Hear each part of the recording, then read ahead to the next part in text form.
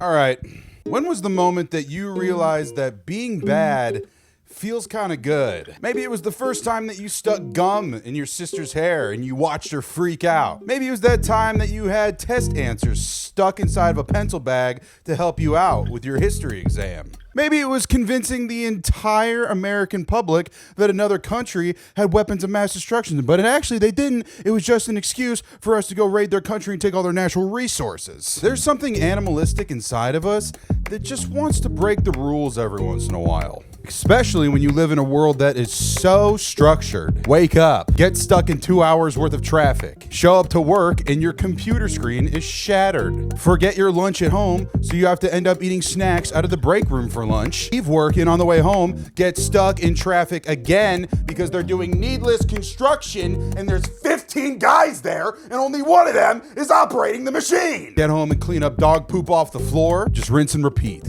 It feels like no matter how hard we try to stay in line and follow the rules, things always go haywire and they don't pan out in our favor. So to counteract the unpredictability of the predictable, letting loose and just breaking the rules feels so good. While being bad can feel so good, it can also feel really bad too. Mainly when you get caught. So what can we do to stimulate that part of our brain that wants us to be criminals, but will end up allowing us to get away with our actions? First option, run for office. They get away with everything. For the rest of us, well, there is one big thing that we can do here, and that is video games. Isn't it crazy to think that there's an interactive medium out there that allows you to walk up to somebody and shoot them in the face, point blank, and there are absolutely zero legal repercussions? I say legal repercussions here because I'm still not sure about psychological. So, video games allow us to enter into a world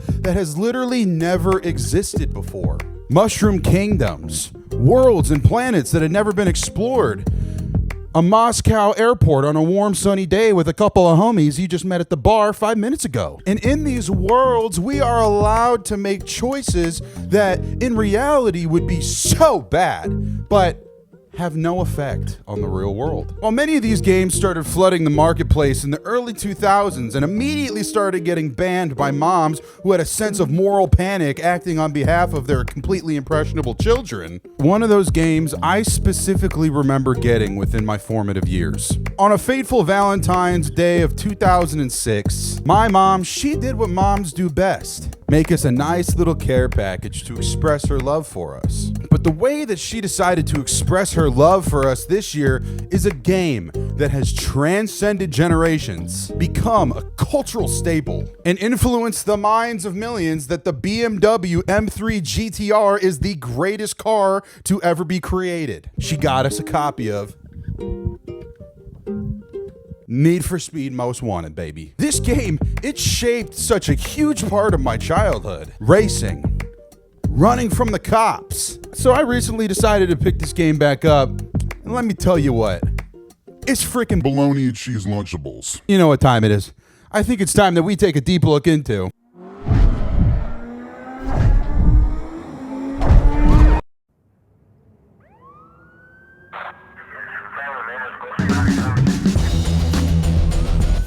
Need for Speed Most Wanted is a racing game that was released in 2005. Published and developed by Electronic Arts, it was released for the GameCube, the PS2, the Xbox 360, the PS3, and even a PSP port. There might have been a DS one, don't quote me on that. Overall, like in at least my generation, in the grand scheme of things, Need for Speed Most Wanted, it feels like the third release in the Need for Speed series, with Underground and Underground 2 obviously being released 1 and 2. But Need for Speed's history actually runs a lot deeper than I ever would have expected. Most Wanted is the 9th game released in the Need for Speed series, which I would have never expected. It just feels unimaginable. But if you look back at the series up until Underground, a lot of these games, they felt more like arcade racers. Start to finish races. little to no customability on the cars. And racing that felt washed of any criminal activity due to white moms with those bowl cuts going up to the government and complaining about any sort of video game that had anything to do with anything criminal. So the question is, where did this appetite for a street racing, cop chasing, open world game come from? Well, the late 90s into the early 2000s was a massive cultural staple for the United States. This was the time of the Attitude Era in WWE. Nu metal and hip-hop were topping the charts, and raunchy adult cartoons that are obviously appealing to children. The paradigm of culture kind of shifted away from traditional American values and people looking to become an upstanding citizen to doing any action imaginable that would throw a metaphorical middle finger in the face of anything that was deemed normal. This meant thousands of albums with parental advisory stickers flooding stores. This meant skateboarding down City Hall and knocking over your director of public works nerd papers all over the floor. This meant documenting a highlight reel of the best pranks that you could pull on old people in the unsuspecting public. It was all about being in your face, saying you ain't gonna take no feces from anybody, and living life as fast as possible. This was the era of you wouldn't steal a car piracy ads. Hey, I hate to break it to you, but if I could get a car just from having an internet connection and a VPN, well, lock me up, buddy! With the different branches of the Y2K Attitude Era expanding, there was one specific branch of this era that really found its way into mainstream culture. Street racing. Now look, we couldn't act like the street racing didn't exist up until this point. It traces back to the days where everything was in black and white, and throwing a nickel that you worked 3 weeks for to see Steamboat Willie was the experience of a lifetime. Street racing, it transcended generations as cars became more and more powerful. But one movie shifted all of culture's perception on street racing to show you that it wasn't a couple of greasers racing their Thunderbirds for a pack of smokes anymore. Fast and Furious. Imported cars, mods, body kits, nitrous, family. There's just absolutely something about this movie, dude. Cinematography, the character development, stealing DVD players with a Clapped out Honda Civic with underbody lights out of a semi-truck. the high-octane racing, in the perspective of cops versus normal people with souls. This movie tripled down on the Attitude Era, and it showed that breaking the rules was dope. And from this Attitude Era and the combination of Fast and Furious, this is what birthed the whole paradigm shift of Need for Speed. Need for Speed Most Wanted, it's all about one thing at the end of the day. Be as notorious as humanly possible to win. Selling over 18 million copies, Need for Speed Most Wanted is the best-selling game in the franchise to date.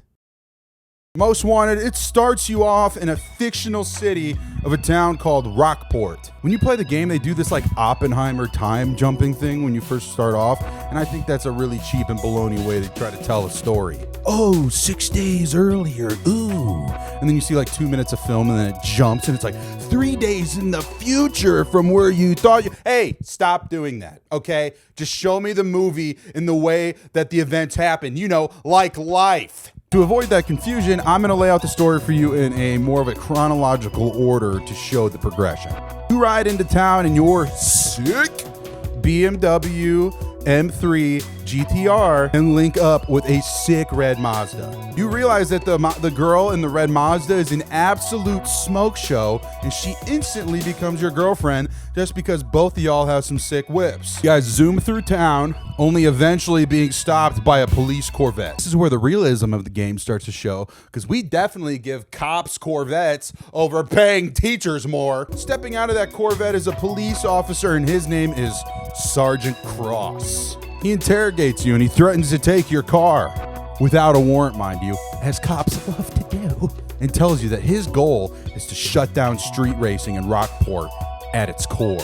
Until his partner gets radio and hears that there's a multi-car high-speed pursuit happening in progress. He starts walking away from your car after he gets the call, and then he keys your car with this most smug look on his face. Quick sidebar. I love when you fire up the game, it shows the scene of the girl, and then she's like, hey, Keep the street racing in the game, not on the streets. And then the game proceeds to literally do everything in its power to convince you that cops suck and street racing is dope. It'd be like if I made a video that started off like this. Hey guys, hot dogs are delicious, but don't eat hot dogs in real life because they just make you into a big fatty fat tubster. Don't do it. Yummy yum. Hot dogs. Some days pass by and you meet another guy on the street. His name is Ronnie and he challenges you to a race. And obviously, since you have the most beast car in the entire game, you're able to smoke him pretty quickly. Bike. After smoking Ronnie, you find your way back to it seems like where a lot of people are hanging out. And you bump into the biggest weenie on the blacklist. And his name is Razor. What would a mid-2000s villain be without a name like Razor? For real, why did they name so many different villains like that in the 2000s? Oh man, you better prep up if you want to beat Milwaukee M18 Fuel Hammer Drill Driver 2904. You soon find out about the entire game's progression system.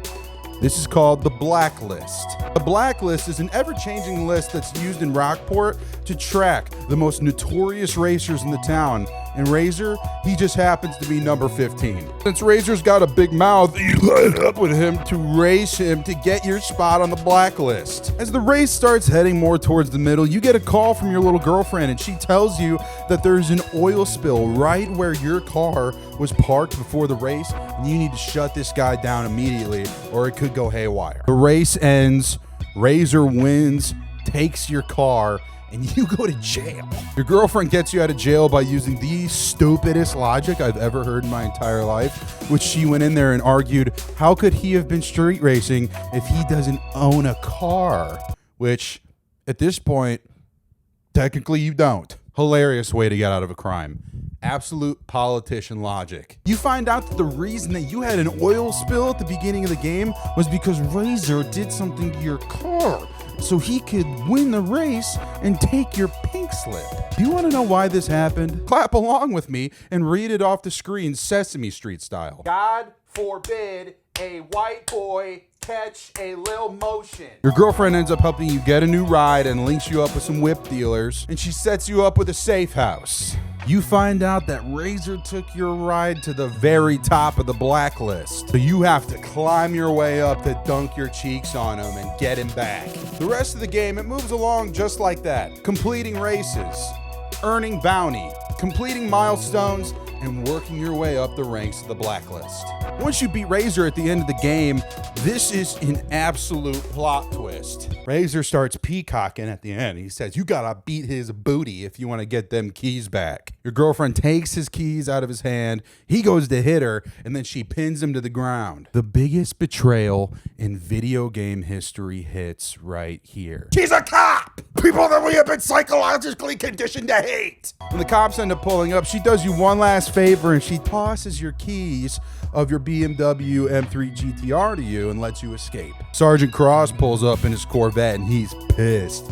And he tells every single cop in Rockport to chase you down before you escape. But obviously, since you have the dopest ride in the city, you Paul Walker over a bridge and you get out of the city before the cops can get you. Then they say something on the radio that says that you are now the most notorious racer in the entire country.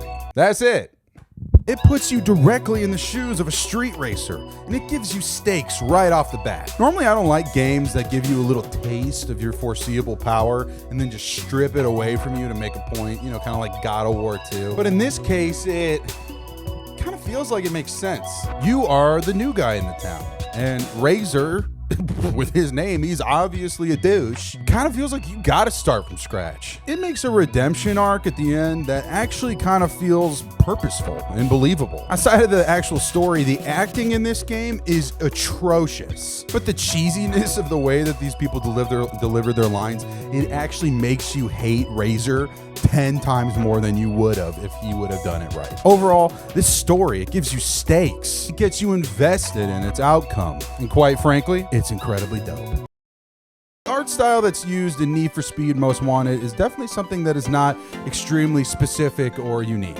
EA really just wanted to capture a realistic world where you feel like you would be street racing. The thing that really shaped the experience to give a player in 2006 this hyper-realistic experience is definitely the 6th generation consoles. I've talked before on this channel a little bit about how the graphics on the 5th generation consoles looked like an actual pile of steaming dog doo-doo.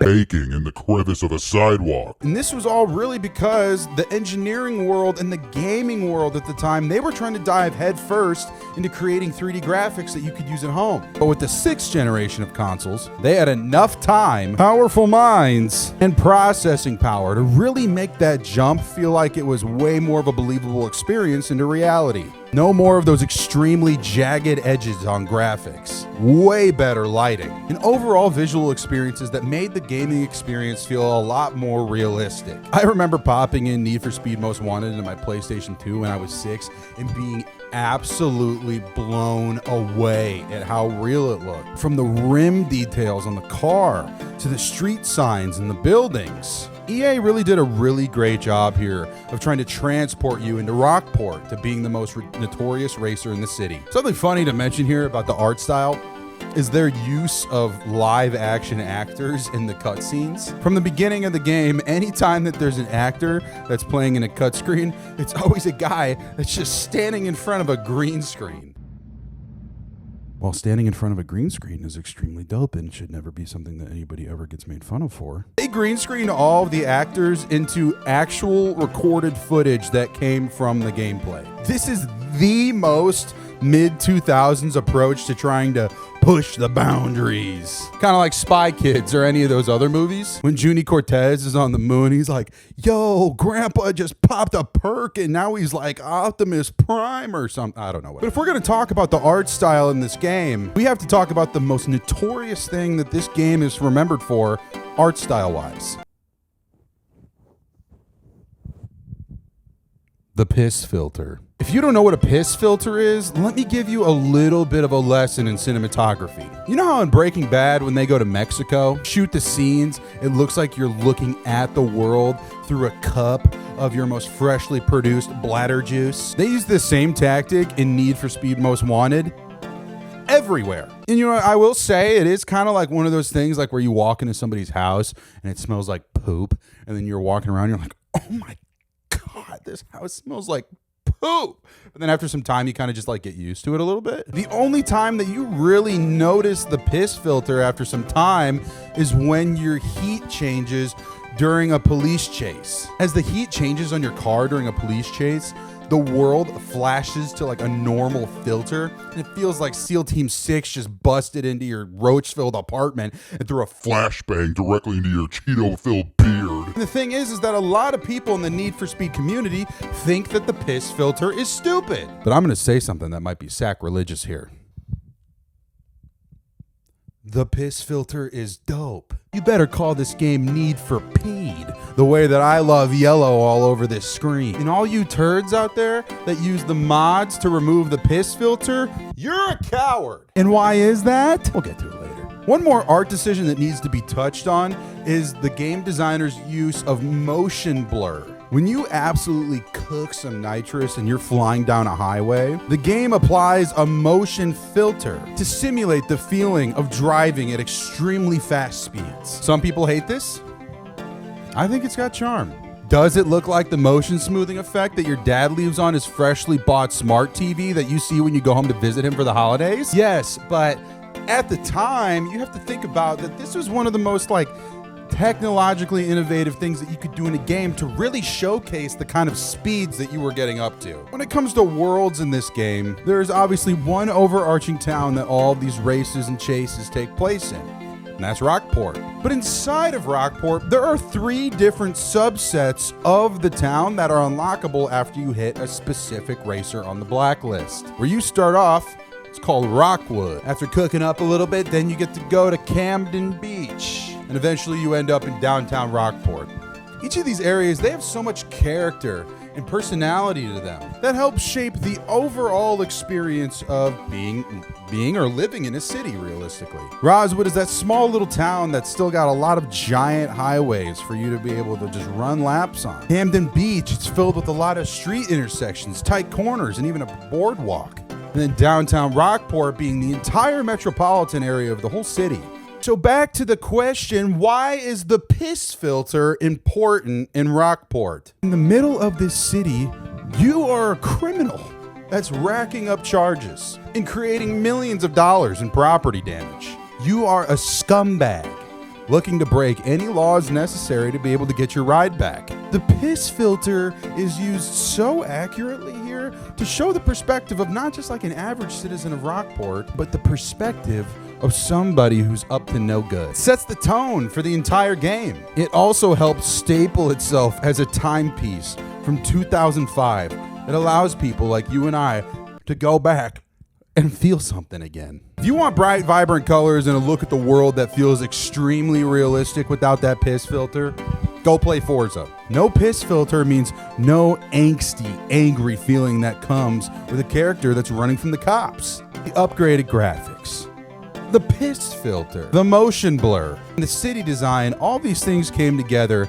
to just help shape an artistic vision of this world that made this game incredibly dope. This game has one of the most banging soundtracks of any video game that's ever been released in the history of video games ever, dude. Ever, dude. For me, it was one of the first games that I ever played that actually had legitimate, copyrighted, and radio played music playing in the background of the game. And obviously some songs, but not really an overall soundtrack that some guy at EA made himself, outside of Tony Hawk Pro Skater. Go check my video out on that one as well. And not that like a organically created soundtrack from a game studio would be bad, as some of the best songs ever have come from video game designers, but actually listening to music that is relevant to the era helps create such an atmosphere surrounding that time that game was in. Since this game was released in the Attitude Era of the mid-2000s, that means 3 different types of music: metal, mid-2000s gangster rap, and intense house music. Funny enough, I had this conversation with my absolutely beautiful, wonderful, and fantastic girlfriend the other day about how I don't really like music that isn't on like an extreme of something. Metal is obviously extreme to showcase the anger and dissatisfaction with things that are going on in the world. Mid-2000s gangster rap, in my opinion, is the most extreme version of hip-hop. And obviously, like, intense house music is an extreme too. Mixing any and every sound together with breakbeats just playing in the background at an extremely high tempo. Defining all of these 3 genres into the soundtrack of Need for Speed Most Wanted absolutely helped showcase the attitude and the vibe of the early 2000s. With artists like Disturbed playing through the radio as you're cracking 185 down a highway. Then after that, shifting over to Lupe Fiasco, or even some other prominent house artists at the time. The overall notion of high-tempo riffs, pocket-grounded trap beats really helped solidify that feeling of attitude and resentment just postured throughout the entire game. Do you ever hear something cool and then you say to yourself, yeah, that's definitely just going to be the main part of my personality for the next 6 weeks? Well, in the process of playing this game, the song Do Ya Thang by P Money Sign C, I think that's how you say it, that song plays quite frequently throughout the game. So anytime that there's just like a moment of silence, or anytime that I've been thinking about this game, the first thing that spills out of my mouth, shut the house with the beat on suicide as I ride up and down Martin Luther King Drive. The sounds of the engine revving, or gears shifting, or brakes squealing, or nitrous exploding in the engine to the soundtrack of this game just ties that whole experience of street racing with your stereo blasting as loud as you can together to make this game just so incredibly dope. The objective of Need for Speed Most Wanted is to be the dopest street racer that ever graced the streets of Rockport. And the way that you go about that journey of becoming the dopest racer to ever grace the streets of Rockport is by working your way up the blacklist, utilizing e-brake drifting, that slow motion button where it's in nitrous. Those are all huge things that can show Razor exactly why his parents named him Clarence. This game has a pretty steady and repeatable structure for progression. Beat races, achieve milestones, and gain bounty within within the police network. Races are held throughout the city and need to be completed within first place to qualify you for a blacklist race. There are a variety of races that are offered here that you have the ability to choose from the traditional lap circuits to racing from one toll booth to another under a specific time limit, or even sprints that have you start at point A and get to point B at the fastest time possible. To keep it a buck, these races are incredibly easy. The NPCs in this game are absolutely never a challenge. And if anything, the races here, they actually do two key things that help you increase your racing career overall. One of the most important things that it teaches you is reaction time and how to avoid traffic. And they teach you about how to drift around corners effectively. And also part of that, it shows you the best parts of the map. Is that three things? Whatever. These different variety in races, though, like the sprint or the toll booth or the circuit, they break up the monotonous attitude of going into the race and just doing the same thing over and over again. Because changing up the rules or the stakes of just driving your car on turbo mode, it does make it feel like it's like a completely different activity overall. The thing about these races is that there's actually a specific number of races that you need to complete to be able to go up against a blacklist member and establish your cred as a worthy competitor. Here's a Cornborn pro gamer tip for you. Use your nitrous at the beginning of the race to get to the front of the pack as soon as possible. Once you get to the front of the pack, you have a pretty good chance of staying in the lead. The good thing here is that the nitrous, it actually replenishes over time. So you're not stuck in a Fast and Furious situation where Brian cooks the nitrous a little too early and then Don does it later and ends up beating him. And then Don says after the race, "You did it too early. Get me a Corona. Family.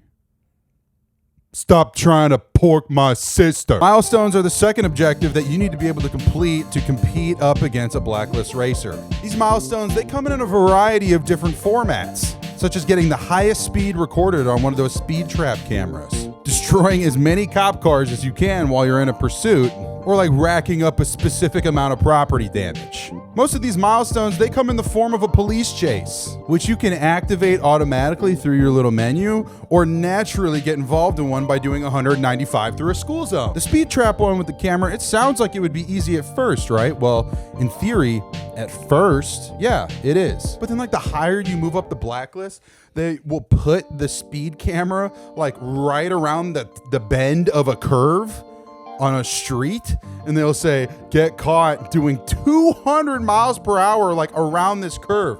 Dog, I would rather destroy 1 trillion cop cars in a race than try to hit 200 miles per hour around a curve. Okay. But alongside collecting milestones to race that blacklist racer, you are also given another easy way to collect bounty. What is bounty, you ask? This game is not farting around with the title Most Wanted. You really have to piss off the entire city of Rockport. If you thought this was exclusively a street racing game, buddy, do I have some news for you. While racing is objectively the key focus here, story-wise and progression-wise, any player of this game will find themselves running from the cops more than anything else combined times a trillion. Bounty is the biggest part of trying to work your way up through the blacklist and completing milestones. The way the bounty is collected is by the duration of your police chase, how much property damage you can rack up, and by hitting milestones like trade paint with 12 cop cars, or blow the backs up, or blow out 12 different police blockades. These cop chases, they are not like the races. The races are normally about 2 to 3 minutes apiece, right? But there were times in this game where I caught myself hitting a race and it took an hour and a half deep in a police chase trying to rack up some bounty. The police chases, they are the most exciting part of the game because everything that you have worked up for is on the line. If you're out of get out of jail free passes, or if your car has been caught 3 times, you cannot get that car back without a stack of benchies, brother. And if you're in a situation where that's your only car, you're done, dude. You're cooked. the game sends you directly back to the beginning. So what are some things that we can do in this game to make it a little bit easier to get our faces off the dartboard in Sergeant Cross's office? Compared to the other Need for Speed games like Underground, where you had the ability to wrap gamer LED lights around the cup holder of your clapped Honda Civic, Most Wanted's customization options here are actually pretty limited, giving you selectable parts only to customize your ride. But it's just enough here to help you shift the car up enough to make it feel like it's yours, without all the meticulous grinding of making sure that the anime waifu vinyl decal on the side of your car doesn't stray away, doesn't take too much attention away from your quadruple decker spoiler and the trunk subs. One of the most cheese parts about this game is the variety of cars that you are allowed to be able to drive in and keep in your garage and collection. Starting off with that car that your girlfriend loans you, which, mind you, this is kind of like Pokemon here, right? Like, what's the first, your starter? If you don't pick the Chevy Cobalt, dude, what is wrong with you, bro? Come. You can add new cars to your garage through a few different measures here. There are car dealerships here that are placed around the map that allow you to just pop in there and pick up a new car at 29% APR whenever you feel like riding dirty in a new whip. Another way to get a new car here is by pulling the pink slip of the blacklist member that you just raced. Here's another Cornborn Pro Gamer tip for you. Google which spot in the random raffle that happens after you beat a blacklist member to find out exactly which of the mystery tokens has their pink slip.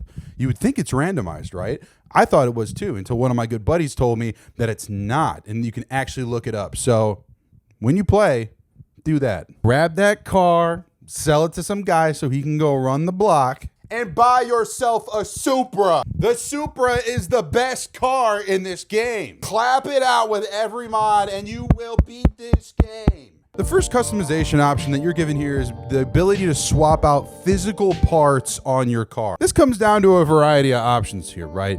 You can do body kits, you can do spoilers, hoods, roof scoops, rims, anything you want. This is more for the overall look of the car.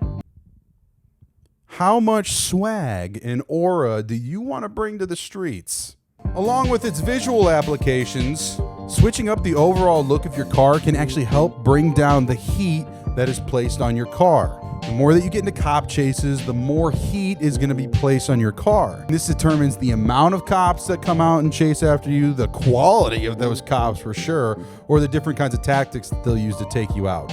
This mechanic here of being able to change out like the body kit, spoiler, rim, any of that stuff, yeah, it was incredibly dope. The second customization option that you're given here is the ability to change out different performance aspects of your car. From new engine mods to transmission swaps, nitrous, all the way down to the tires and brake pads. Your ability to clap out your ride is handed to you on a silver platter. Like everything else in the customization shop, these options here, they're locked behind your progress in the game. They obviously don't want you having your Chevy Cobalt being faster than Razor's BMW 20 seconds into the game. So they make the performance portion a little more spread out.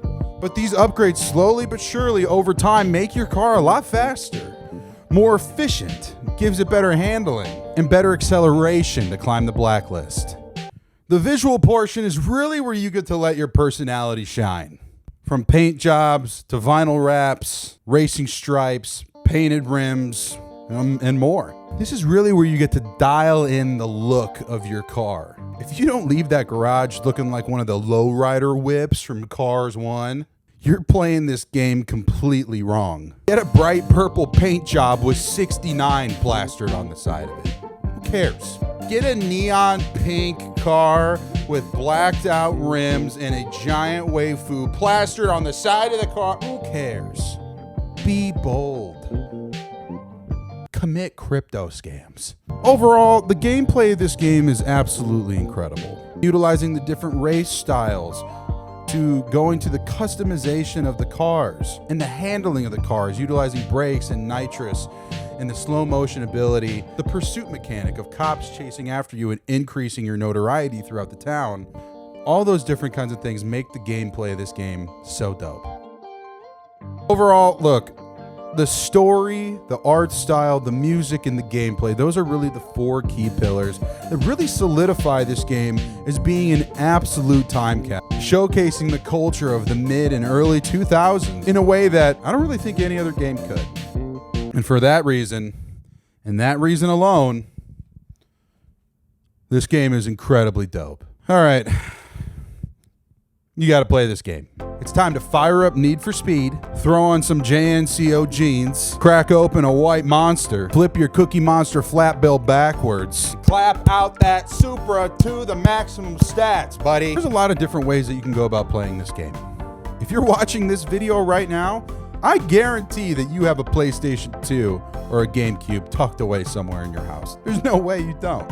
And if not, like I said earlier, this game also came out on the 7th generation of consoles. So that's Xbox 360 and PS3. You can go play them there too. This game is also available on PC. So my PC gamers, I actually didn't really research this part much, but I know that they did a remake of Need for Speed Most Wanted in 2012. I've heard it's clapped. I've heard it's cheeks. I've heard it's farts. I've heard it's buttholes. I don't play it. I heard it's bad. That's just what I heard. Maybe you have your own opinion on it. Do whatever you want. I don't care. And if you don't have any of those options, just Google a little air-breathing, warm-blooded mammal that lives in the water and it talks through sonar. I don't know how many times I have to tell you this. When was the first moment that you remember getting caught doing something bad? I think being able to shoot somebody point blank in the face on a computer simulation is a good thing for our brains. Do you buy a Supra every time you play this game because it's the best car in the game? Or do you play it to honor Paul Walker's beautiful, long-lasting legacy that he left behind with Fast and Furious? Let me know in the comments. And as always, this channel was made to promote my band. Look, I know I went on a whole tangent about how the soundtrack of Need for Speed Most Wanted bangs, but something that might actually be fun is turn the music off on that game and listen to my album at the same time. It might rip. Who knows? I know. All right. This is it, buddy. Cornborn. Signing out.